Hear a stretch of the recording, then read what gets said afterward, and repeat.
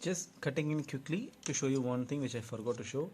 If you try to pull these wires like that, you can see they are actually spring loaded. If I focus on that, see, these are actually spring loaded, and you can see that thing actually going down. This is to compensate for the fact that this is actually using a male type connector.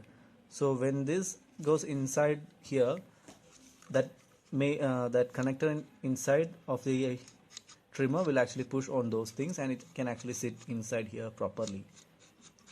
And this is actually removable also, these connectors. So quickly cutting in just to show you the thing that I forgot to show. Cutting in once again because this just keep on revealing its secrets. If you look at this one, this connector over here, I just unscrewed it from that hole, and you can see the base is still there, the outer housing is still there, it's just a hollow shell, and this is how that thing is kept inside. If I can focus on that, this is the mechanism that the thing was sitting on.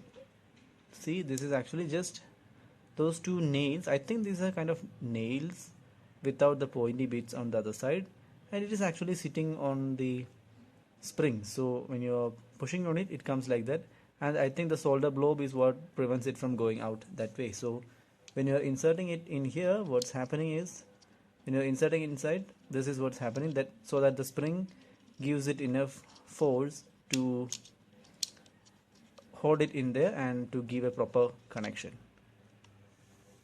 Quickly cutting in once again.